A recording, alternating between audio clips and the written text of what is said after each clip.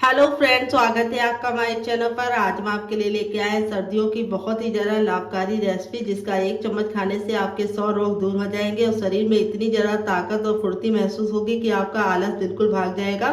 तो फ्रेंड्स, सर्दियाँ आते ही हमारे शरीर में जो रोग होते हैं वो बढ़ने लगते हैं। सर्दी, जुकाम, खांसी, गले में दर्द तो कॉमन ही होता है, लेकिन जिन लोगों को पुरानी हड्डियों का दर्द होता है वो तो बिल्कुल सर्दी में उभर आता है। तो आज हम आपके लिए बहुत ही ज़्यादा लाभकारी रेसिपी लेके आए हैं, जिसमें हम आपको बहुत ही मज़ेदार टिप एंड ट्रिक देंगे, जिससे ये रेसिपी पूरे 1 महीने तक आप स्टोर कर पाएंगे।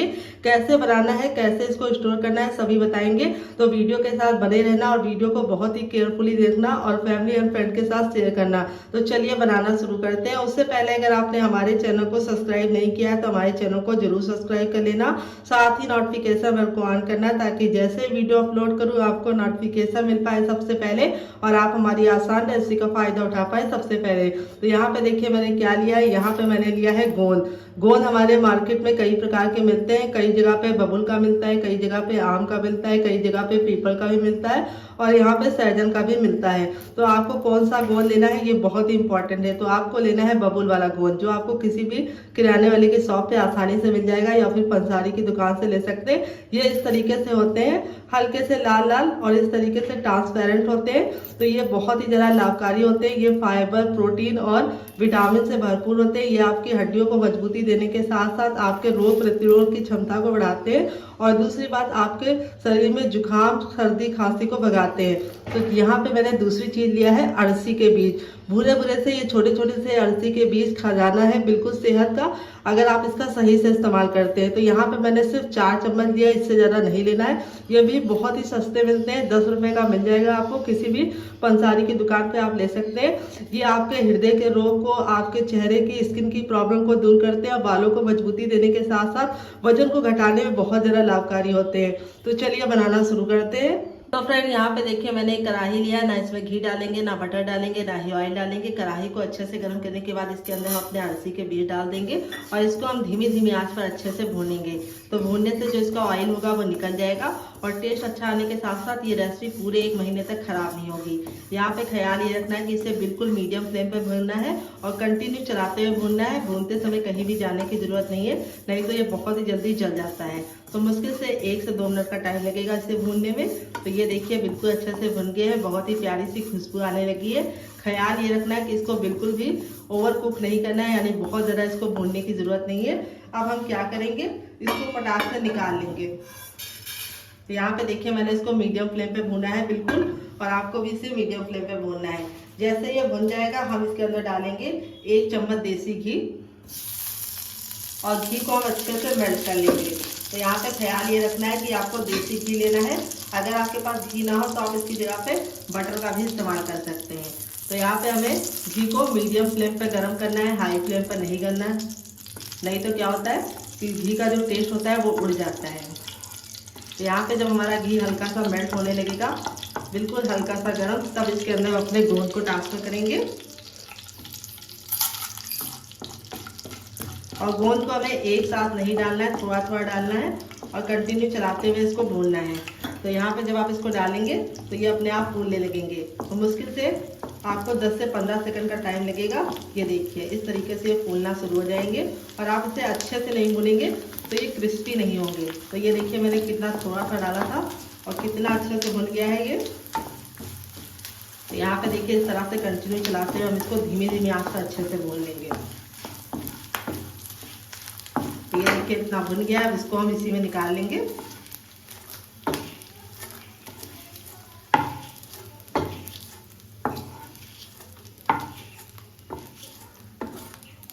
और हमें इसको बिल्कुल भी लाल नहीं करना है। तो ये देखिए जब हमारा गोंद अच्छे से भुन जाता है तो हम इसको इस तरीके से तोड़ते हैं। तो ये देखिए बिल्कुल अच्छे से ये टूटता है। तो अभी ये गर्म है, जैसे जैसे ठंडा होता जाएगा हार्ड होता जाएगा। अब हम अपना बचा हुआ भी गोंद डाल देंगे। तो गोंद हमारा वेट ने मुश्किल से 40 ग्राम था, बस इससे ज़्यादा आपको नहीं लेना है। तो इसको भी हम अच्छे से भून लेंगे। तो यहाँ पे हमने बहुत ज़्यादा घी का इस्तेमाल नहीं किया है गोंद को भूनने में। अगर आप बहुत ज़्यादा घी डालेंगे तो फिर वो हेल्दी नहीं बनेगा। तो यहाँ पे देखिए कम से कम घी में आपको इसे भूनना है और इस तरह से कंटिन्यू चलाते हुए भूनना है, ताकि ये बिल्कुल अच्छे से फूले। अगर ये फूलेगा नहीं तो जब आप खाएंगे तो आपके दांतों में चिपकेगा। तो इस बात का ख्याल रखना है कि इसको अच्छे से भूनना है। तो जल्दबाजी के साथ काम नहीं करना है, थोड़ा सा आपको सब्र रखना है और कंटिन्यू चलाते हुए इसे भूनना है। ये देखिए कितने अच्छे से भून गया है, बहुत ही अच्छा सा हमारा गोंद तैयार हो गया। इसको भी हम निकाल लेंगे। अब ये जो हमारा बचा हुआ घी है इसके अंदर हम क्या डालेंगे, आइए आपको बताते हैं। पहले हम इसको निकाल लेते हैं। तो यहाँ पे हमें कढ़ाई में घी डालने की बिल्कुल भी ज़रूरत नहीं है। जो हमारा घी बचा हुआ है उसी में हम डाल देंगे गेहूं का आटा, जो आपको हर किचन में आसानी से मिल जाता है। तो यहाँ पे मैंने छान के लिया है और आपको भी छान के लेना है। वेट नहीं है, मुश्किल से हमारा 250 ग्राम है। तो यहाँ पे आटे को हमें अच्छे से भूनना है। तो यहाँ पे अगर आप चाहें तो गेहूं के आटे की जगह पे बेसन भी ले सकते हैं, लेकिन अगर आप बेसन ले रहे हैं तो थोड़ा सा मोटा वाला लेना। अगर आप महीन वाला बेसन लेंगे तो अच्छा टेस्ट नहीं आएगा, लेकिन अगर आप हेल्दी खाना चाहते हैं तो आप इसे गेहूं के आटे के साथ ही बनाना। तो यहाँ पे हम कंटिन्यू चलाते हुए आटे को बिल्कुल अच्छा सा गोल्डन कलर आने तक भून लेंगे। ख्याल ये रखना है कि कंटिन्यू चलाते हुए इसे भूनना है। और जो कढ़ाई लेंगे वो थोड़ी सी भारी लेंगे, नहीं तो ये बिल्कुल जल्दी से जल जाएगा और फिर अच्छा सा कलर भी नहीं आएगा और ना ही टेस्ट आएगा। तो चलिए कंटिन्यू चलाते हुए हम इसे भून लेते हैं। मुश्किल से 5 से 6 मिनट का टाइम लगेगा हमें आटे को भूनने में। तो फ्रेंड देखिए 5 से 6 मिनट हो गए हैं आटे को हमें भूनते हुए, और आटे को हमने बिल्कुल अच्छे से लाल कर लिया है, यानी बिल्कुल अच्छा सा हमारा गोल्डन कलर आ चुका है। अगर आपका आटा कच्चा रहेगा तो अच्छा टेस्ट भी नहीं आएगा, और दूसरी बात ये रेसिपी खराब हो जाएगी, आप इसे पूरे महीने स्टोर नहीं कर पाएंगे। तो आटे को भूनने में आपको थोड़ी सी मेहनत करनी है, सिर्फ 5 मिनट की मेहनत है और पूरे महीने की फुर्सत हो जाएगी। तो ये देखिए आटा हमारा बिल्कुल अच्छे से गोल्डन ब्राउन हो गया है, बिल्कुल लाइट सा, बहुत ज़्यादा हमने इसको काला नहीं किया, लेकिन बिल्कुल अच्छे से मैंने इसको भून लिया है। तो अब हम क्या करेंगे, इसको निकाल लेंगे। तो गैस का फ्लेम मैं आपको दिखाती हूँ कितना ज़रा लो था, और लो फ्लेम पे ही आपको इसे भूनना है। अगर आपने इसे हाई फ्लेम पे भुना तो ये बहुत ही जल्दी कलर पकड़ लेगा और अंदर से कच्चा ही रह जाएगा आटा। इसीलिए आपको लो फ्लेम पे भूनना है और बिल्कुल भी जलाना नहीं है। तो चलिए अब कढ़ाई को साफ कर लेते हैं, फिर आगे काम करते हैं। यहाँ पे देखिए मैंने कढ़ाई को साफ कर लिया। अब इसमें हम 1 छोटा चम्मच घी डालेंगे और घी को अच्छे से गर्म कर लेंगे, लेकिन ओवर गर्म नहीं करेंगे। जैसे ही हमारा घी गर्म हो जाएगा हम इसमें डालेंगे मखाना। तो यहाँ पे देखिए मैंने 1 कटोरी लिया है, आप कप से भी ले सकते हैं। तो मखाने में पाया जाता है कैल्शियम, मैग्नीशियम, प्रोटीन, आयरन और फाइबर, जो आपके वेट लॉस में बहुत ज़्यादा मदद करते हैं और आपकी हड्डियों को मजबूती देने के साथ साथ आपके लिए दांत के लिए बहुत ज़्यादा लाभकारी होते हैं। तो यहाँ पे इसको हमें बहुत ज़्यादा नहीं भूनना है, बस इसको हमें 10 से 15 सेकंड धीमी आंच पर अच्छे से भूनना है और यहाँ पे कंटिन्यू चलाते हुए इसे भूनना है। तो यहाँ पे कम घी का इस्तेमाल करना है, ज़्यादा घी का इस्तेमाल नहीं करना है। तो ये मखाना बहुत ही ज़्यादा सस्ता भी मिल जाता है, तो आप मखाने का इस्तेमाल इस रेसिपी में ज़रूर करना। तो यहाँ पे देखिए मखाने को मैंने अच्छे से भून लिया है, बहुत ज़्यादा काला नहीं किया है, लेकिन क्रिस्पी हो चुके हैं। अब इसको हम फटाक से निकाल लेंगे। तो फ्रेंड्स चलिए निकाल लेते हैं।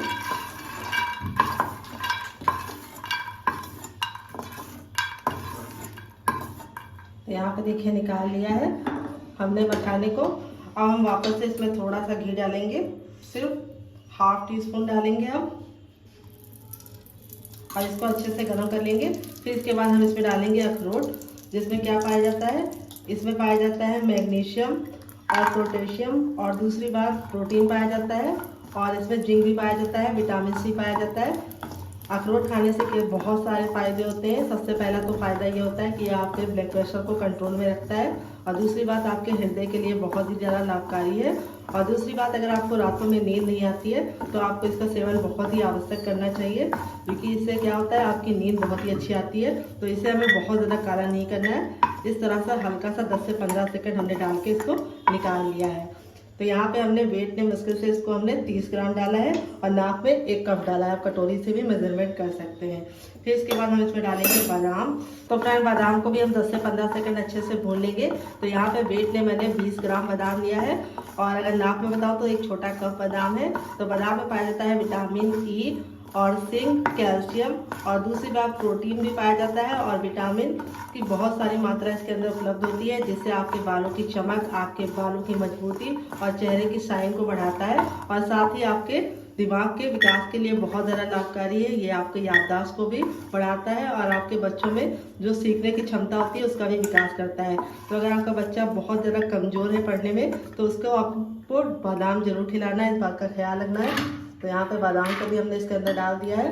और अब इसके बाद हम इसमें क्या डालेंगे, हम इसमें डालेंगे काजू।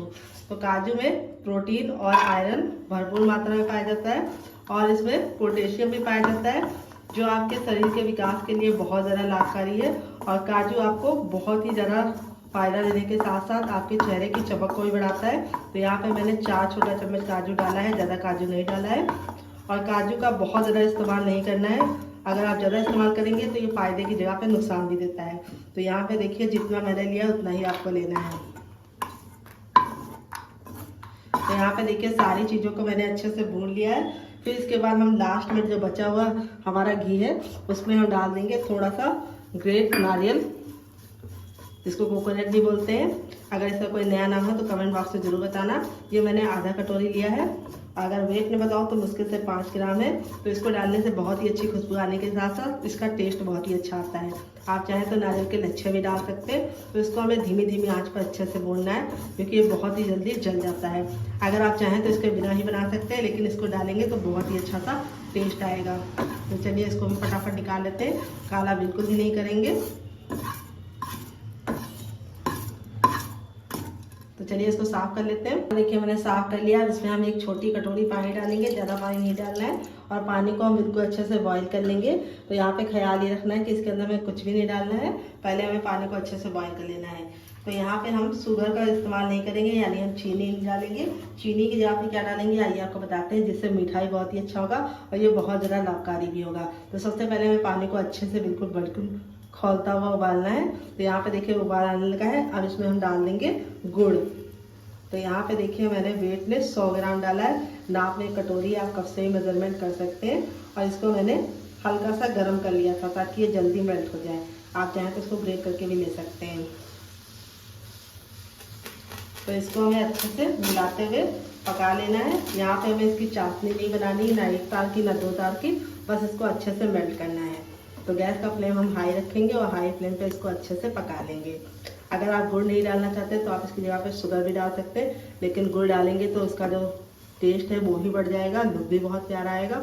और दूसरी बात बहुत ही ज़्यादा लाभकारी होगा क्योंकि गुड़ का सेवन करने से हमारे शरीर को बहुत ही ज़्यादा फायदे मिलते हैं।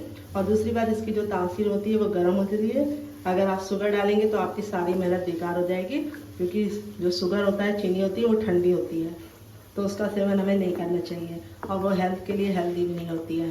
तो यहाँ पे हम इसको कंटिन्यू चलाते हुए 10 से 15 सेकंड अच्छे से पहले कुक कर लेंगे हाई फ्लेम पर। फिर इसको हम मीडियम फ्लेम पर जितना हमने पानी डाला है उतना ख़त्म होने तक पकाएंगे।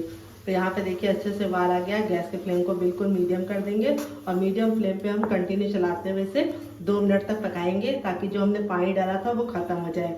अगर आप पानी को नहीं ख़त्म करेंगे, ऐसे ही पका देंगे तो ये ख़राब हो जाएगा। तो जो पानी डाला है उसको हमें ख़त्म करना है, यानी हमें इसको आधा होने तक पकाना है। तो फ्रेंड 2 से 3 मिनट हो चुका है इसको पकाते हुए। ये देखिए जो पानी था वो ख़त्म हो गया। अब यहाँ पे एक कटोरी में हम पानी ले लेंगे और इसे 2-3 बूंद डालेंगे। और जब डालेंगे तो देखेंगे नीचे बैठ रहा है कि नहीं बैठ रहा है। अगर ये बैठ रहा है तो ये देखिए समझ जाइए बिल्कुल सही हो गया है, लेकिन जमना नहीं चाहिए। अगर ये जम जाएगा तो अच्छा टेस्ट नहीं आएगा। देखिए इस तरीके से डालें और नीचे बैठ जाए, बस इतना आपको ख्याल रखना है। ये बिल्कुल पानी में मिलना नहीं चाहिए, नीचे बैठना चाहिए। तो ये हो गया है रेडी। इससे ज़्यादा हम इसको नहीं पकाएंगे। अब दूसरा तरीका बताते हैं चेक करने का। अपने फिंगर को हल्का सा टच करना, बिल्कुल हल्का सा, नहीं तो जल जाएंगे क्योंकि गुड़ बहुत गर्म होता है। और इस तरीके से दोनों उंगलियों के बीच में रख के हल्का सा प्रेस कीजिए। अगर आपको चिपचिपाहट महसूस हो रही है तो समझ जाइए परफेक्ट है। देखिए चिपचिपा हो गया है, चिपक रहा है, परफेक्ट है। अब गैस के फ्लेम को बंद कर देंगे और इसको हम ठंडा होने के लिए छोड़ देंगे क्योंकि गर्म नहीं इस्तेमाल करना है, नहीं तो आपका हाथ जल जाएगा। तो चलिए इसको हल्का सा ठंडा कर लेते हैं, तब तक दूसरा काम करते हैं, इसे साइड में रख देते हैं। फ्रेंड देखिए दोनों चीज़ें हमारी बिल्कुल अच्छे से ठंडी हो गई हैं और इस तरीके से देखिए हम जब तोड़ रहे हैं तो बिल्कुल अच्छे से टूट रहा है। ये देखिए इस तरीके से बिल्कुल अच्छे तरीके से प्रेस करने पे टूटना चाहिए। तो अगर आपका गोंद बिल्कुल अच्छे से होगा तभी ये बिल्कुल अच्छे तरीके से टूटेगा। ये देखिए कितना ज़्यादा क्रिस्पी है। ये देखिए बिल्कुल इस तरीके से हाथ से जब आप तोड़े तो ये बिल्कुल इस तरीके से मेल्ट होना चाहिए। इसमें बिल्कुल भी दाना नहीं नजर आना चाहिए, इस तरीके से होना चाहिए। अगर आपने कम भुना होगा तो ये बिल्कुल भी बारीक नहीं होगा।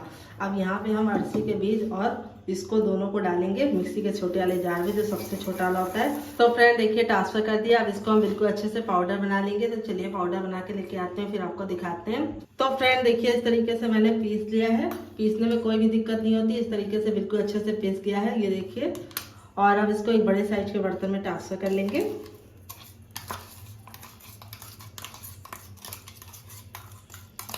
सारा का सारा बिल्कुल भी बचाएंगे नहीं। और ये देखिए इस तरीके से बिल्कुल बारीक हो जाता है। हल्का सा ये चिपक जाता है क्योंकि गोंद में हल्का सा इस तरीके से बनावपन होता है, यानी जुड़ावपन होता है, गोंद बांधने का काम करता है, तो इसलिए थोड़ा सा ये बन जाता है। और अब इसके बाद हमारे ये जो ड्राई फ्रूट थे देखिए बिल्कुल अच्छे से ठंडे हो गए। तो यहाँ पे हम पूरे तो एक साथ नहीं डालेंगे क्योंकि हमारा मिक्सी का जार छोटा वाला है और आपको भी छोटे वाले में पीसना है क्योंकि इसमें बिल्कुल आसानी से पिस जाता है, बड़े वाले में पिसता नहीं है। अब इसको कवर कर लेंगे और इसको भी हम हल्का सा दरदरा पीसेंगे। इसको हमने फाइन पीसा था लेकिन इसको हम हल्का सा दरदरा रखेंगे। 1 से 2 बार मिक्सी को चलाकर रोक देंगे। तो चलिए इसको पीस के लेके आते हैं, फिर आपको दिखाते हैं। तो फ्रेंड देखिए इसको पीस लिया है और इस तरीके से देखिए हल्का सा इसको दरदरा रखा है। इसको आप दरदरा रखेंगे तो बहुत ही अच्छा लुक भी आएगा और टेस्ट भी आएगा। अब इसको भी हम इसके अंदर ही ट्रांसफर कर लेंगे।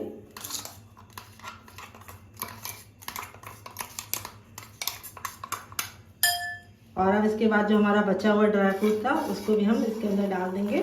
आप इसमें चाहें तो और चीज़ें भी डाल सकते हैं, जो आपको पसंद है आप डाल दीजिएगा और जो आपको नापसंद हो आप हटा भी सकते हैं। और आप इसमें अपने मन मुताबिक और चीज़ों को ऐड करना चाहें तो कर भी सकते हैं। तो चलिए इसको भी पीस लेते हैं, फिर आपको दिखाते हैं। तो फ्रेंड इसको भी पीस लिया है, ये देखिए। अब इसको भी हम इसी के अंदर ट्रांसफ़र कर लेंगे सारा का सारा।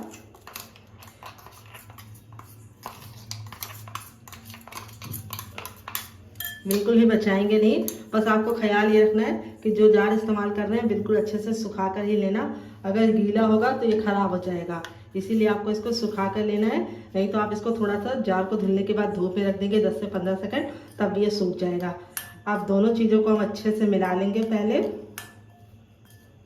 ये देखिए अब यहाँ पे हम अपना आटा चेक कर लेते हैं। तो यहाँ पे आटे को बिल्कुल अच्छे से ठंडे करके ही लेना है। और आटे को मैं आपको दिखा देती हूँ। देखिए नॉर्मल आटा ऐसा होता है और भूनने के बाद इस तरीके से आपका आटा होना चाहिए। बिल्कुल अच्छे से आप भूनेंगे तभी अच्छा टेस्ट भी आएगा और खाने में मज़ा भी आने के साथ साथ ये ख़राब भी नहीं होगा। अब इसके अंदर अपना आटा भी ट्रांसफ़र कर देंगे सारा का सारा। अब इसको हम वापस से मिक्स करेंगे।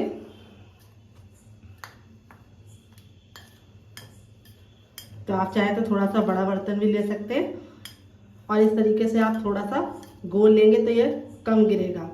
और यहाँ पे ये देखिए जो हमारा गुड़ वाला था ये बिल्कुल अच्छे से ठंडा हो गया है, इतना कि हम इसे छू पा रहे हैं। ये देखिए हल्का सा गुनगुना है। तो यहाँ पे हम क्या करेंगे, एक साथ नहीं ऐड करेंगे, थोड़ा सा डालेंगे और इसको मिक्स करेंगे। और फिर इसके बाद हम बाकी भी डालेंगे थोड़ा सा और इसको वापस से मिक्स करेंगे। तो अगर आप मेरे मेजरमेंट के हिसाब से बनाएंगे तो ये बिल्कुल आपका परफेक्ट बनेगा, ना गीला बनेगा और ना ही बिल्कुल ड्राई बनेगा। अब हम अपना लास्ट में बाकी बचा हुआ भी डाल देंगे सारा का सारा।